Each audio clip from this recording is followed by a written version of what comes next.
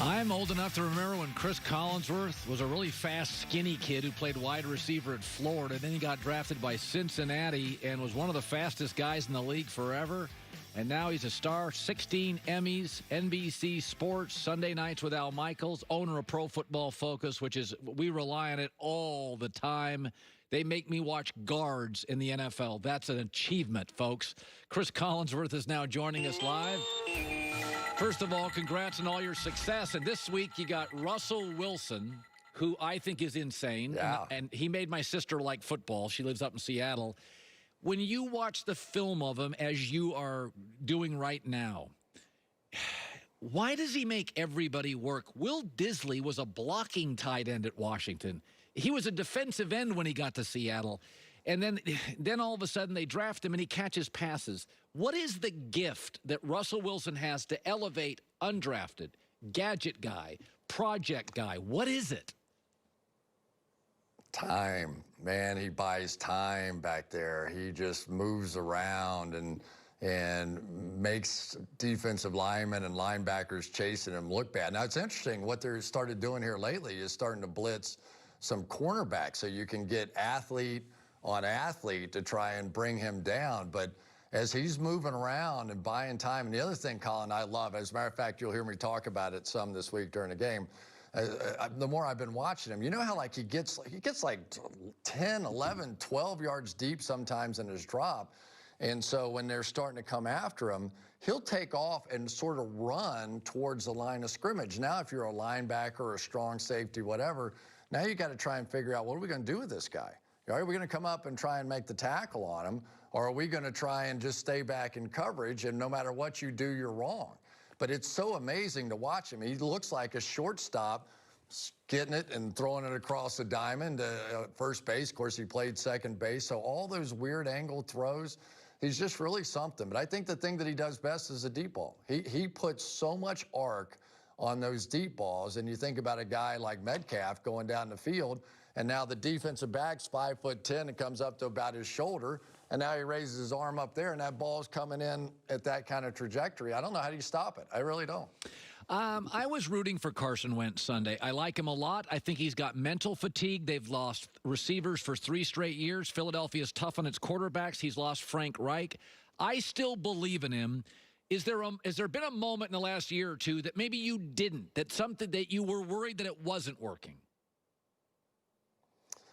I think mentally you got to keep your eye on people who are playing without their team intact. I mean, you look at that offense. I've never seen anything like it. I'd never seen the entire receiving core, minimum the first 3, arguably the top 4 receivers on that team, gone.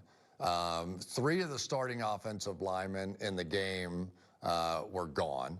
Then Lane Johnson got hurt during the game. I mean, you're talking about 8 of the 10 teammates that he thought he was going to have going into the season not being out there and not being ready to play. I thought in many ways Carson took the game over. Yeah. I mean, he was out scrambling and he was running. That's what he did against the Bengals. And everybody said, you know, the Bengals, oh, they tied the Bengals. That's horrendous.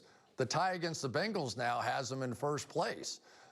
So I've seen Carson Wentz make way too many plays to write him off at such a young age. Now, do I think that's possible between his knee and his back injury, you know, that he's not quite physically where he was when he came in? Maybe.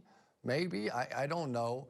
But I see him make too many great plays still to ever think that once this team gets back together that maybe they truly are. I just assumed the Cowboys were going to be the best team in this division this year. But here the Eagles are sitting on top, so who knows?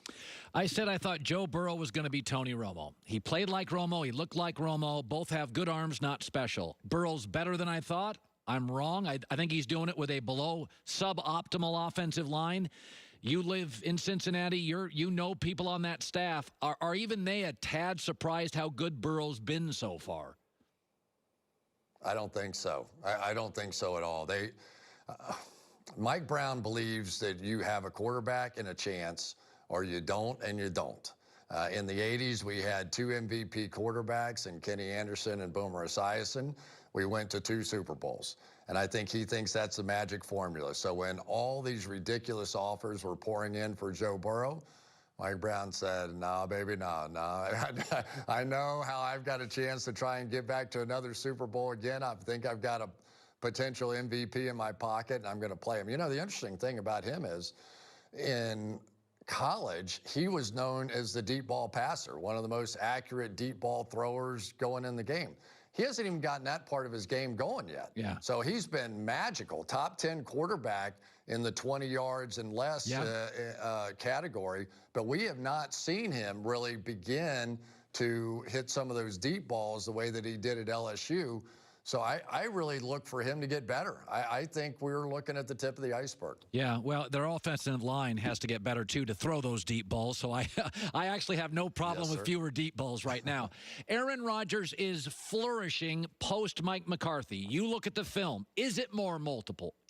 Are there more variables? Is some of his success, the schemes are better? I mean, how do you explain it? I think his offensive line, the protection right now is real good, but what do you explain for his phenomenal last, 10, 12 games? Well, and especially when you consider without Adams, without Lazard, that, he's just making it up on the fly now. One thing, it was interesting, and I forgot to ask him about it. I should have asked him when we did the game against the Saints. Was exactly what was different. He was saying that he had gone back and looked at himself and what was different. My opinion of what was different over the last couple of years is the fact that he was not holding the ball as long. He had gotten to the point where every play was a little like Russell Wilson, where he wanted to get up and step up and through and buy time and create space and all that kind of stuff. But I think now he's got the double-edged sword going here. Now, not only is he still creative with those plays where he's buying time and stepping up and through, he's gotten back to what he once was, which is let's get rid of the ball at least 50% of the time in 2.5 seconds or less, which is sort of the dead in the middle, right? So let's get back, boom, and then get back, boom, and get back, boom. And now all of a sudden the pass rushers, you think about it from their standpoint. If they know you're going to scramble and try and step up and through, what are they doing? They're going, they're peeking, they're doing their fancy moves because they might have 4 seconds to rush the passer. You start throwing it in under 2.5 seconds, you turn everybody into a bull rusher. They have no choice. They got to try and go right down the middle of those offensive linemen. So the blocks get easier, the passes get easier. Now when you start to scramble and move, it's something unique. It's something different. It's another creative edge that he has. And the other part of it is that with nobody in the stands, this guy's the smartest guy playing quarterback in the league. I mean, every time we meet with him, he absolutely blows me away with his memory, he can recall sequences. We can call out a game from 2013. You remember in the third quarter, and we've already looked it up, right? Al's already looked it up. We've gone through the sequence, and he goes, oh, yeah, we started with that little slant, and then we hit the hitch and go on the sideline. It blows you away. So now when you get in the stadium and there's nobody there, and he can communicate, and he goes, hut, hut.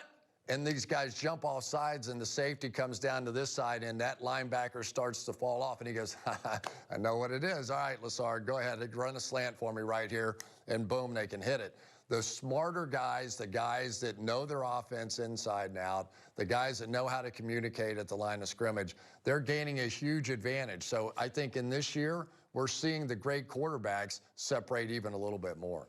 Owner of Pro Football Focus, 16 sports Emmys. I only got about a minute left. Did you major in broadcasting at Florida?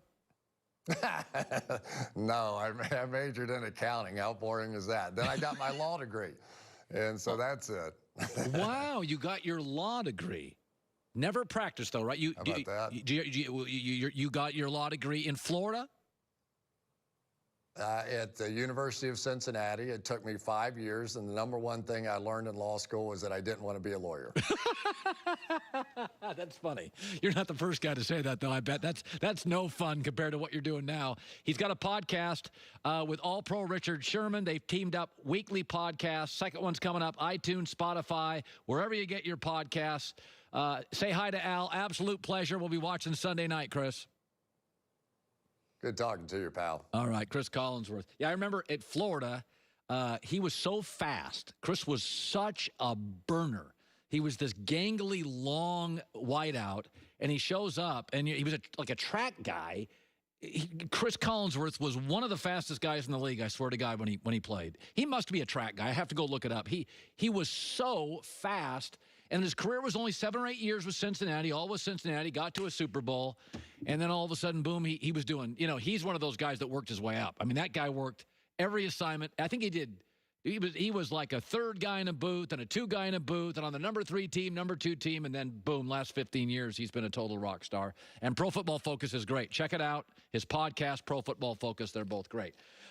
Check engine light comes on. Don't freak out. Go to carshield.com. That's what they do. A deductible may apply.